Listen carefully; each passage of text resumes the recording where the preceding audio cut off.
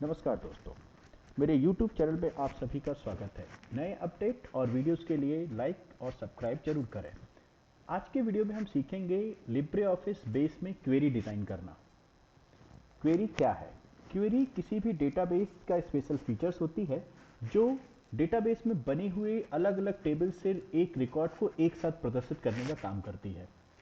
जब हम अपने ऑब्जेक्ट से रिलेटेड सभी इंफॉर्मेशन को अलग अलग टेबलों में स्टोर करते हैं तो उन टेबलों से रिकॉर्ड को एक जगह पर देखने के लिए क्वेरी डिज़ाइन की जाती है। और जब हमें अपने मनमांछित रिकॉर्ड की आवश्यकता होती है जो कि अलग अलग टेबलों में अलग अलग हिस्सों में रखा हुआ है, तो हम क्वेरी डीबीएमएस में क्वेरी को डिज़ाइन करने के तीन तरीके होते हैं। पहला तरीका होता है create query in a design view, जहां पर यूज़र क्वेरी डिज़ाइन करता है। और सेकंड जो ऑप्शन है वो है एज अ विजार्ड, और तीसरा है एसक्यूएल व्यू। आज के वीडियो में हम देखेंगे query in a design view. इसके लिए हमने अपने डेटाबेस में तीन टेबलें क्रिएट की हुई हैं।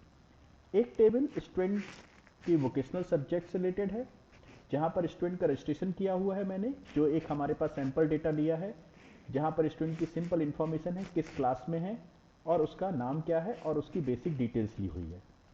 इसके अलावा दूसरी टेबल ली हुई है मैंने कि उस स्टूडेंट्स को कौन सा ट्रेड और कौन सा जॉब रोल अलॉट किया गया है। ये आईडी दोनों टेबलों में कॉमन है। और तीसरा जो है वो है उनके मार्क्स की टेबल। हम देखेंगे यहाँ पे हमने उस स्टूडेंट्स के इंटरनल एक्सटर्नल मार्क्स यहाँ पे फीड करके रखे हुए हैं। ये एक हमारे पास सैंपल डेटाबेस दिया हुआ है। अब हम इस सैंपल डेटाबेस के आधार पर आपको एक या दो प्रकार से क्वेरी डिजाइन करके हम आपको उसका रिजल्ट दिखाएंगे। सबसे पहले हम क्रिएट टेबल इन अ डिजाइन व्यू ऑप्शन को चुनते हैं, और जैसे ही हम इस पर क्लिक करते हैं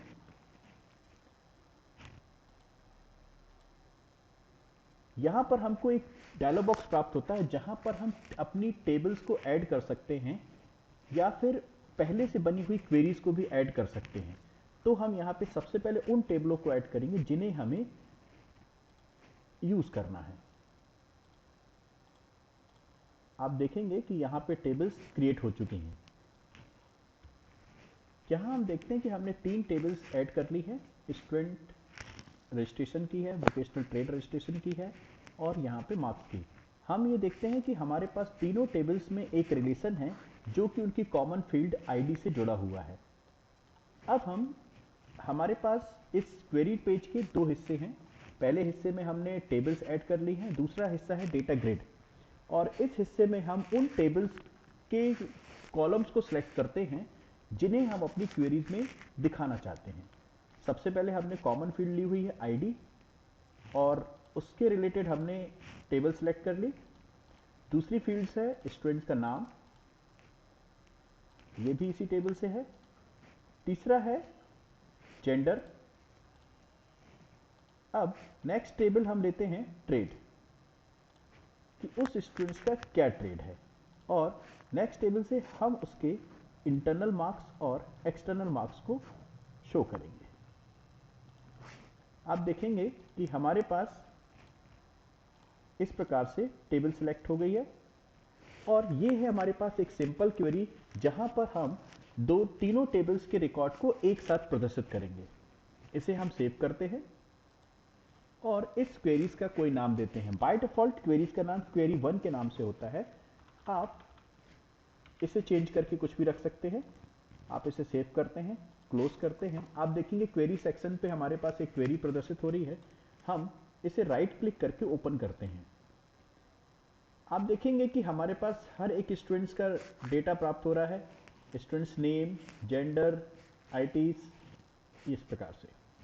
ये हुआ हमारे पास एक सिंपल क्वेरी जहां पर हमने तीनों टेबलों से रिकॉर्ड को इकट्ठा करके दिखाया है।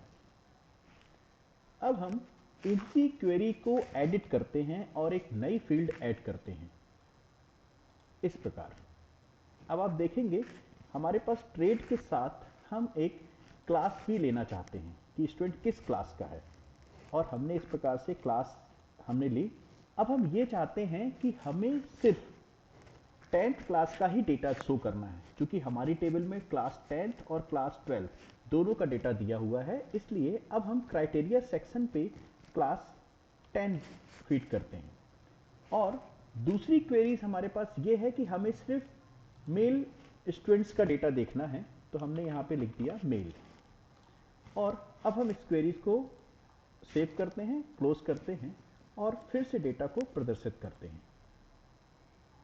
अब आप देखेंगे कि यहाँ पर हमारे पास क्लास 10th के ही स्टूडेंट्स का रिकॉर्ड शो हो रहा है। हम इसमें और सारे मेल स्टूडेंट्स हैं। इसी प्रकार हम इसको फिर से एडिट करके एक नई क्वेरी डिजाइन करते हैं। राइट क्लिक किया हमने, एडिट, और ट्रेड में हम सिर्फ सिक्योरिटी ट्रेड के ही स्टूडेंट को देखना चाहते हैं। और हमने इस प्रकार से सिक्योरिटी लिख दिया और पुनः इसको हमने क्लोज किया और वापस हम क्वेरीज को ओपन करते हैं। अब आप देखेंगे कि हमारे पास सिर्फ उन्हीं स्टूडेंट्स का रिकॉर्ड शो हो रहा है जो मेल हैं, सिक्योरिटी ट्रेड के हैं और क्लास 10th के हैं। इस प्रकार से हम अपनी क्वेरीज को डिजाइन कर सकते हैं और उन सभी टेबल्स के रिकॉर्ड को एक साथ देख सकते हैं जो हमारे डेटाबेस में अलग अलग बनी हुई थी। आप और भी नई क्वेरीज डिजाइन कर सकते हैं। आप अपने डेटाबेस को पहले चेक करें और आपको दिए गए क्वेश्चंस के आधार पर आप अपनी क्वेरीज को डिजाइन करिए। जैसे मैं एक क्वेरीज और डिजाइन करके आपको प्रदर्शित करता हूं।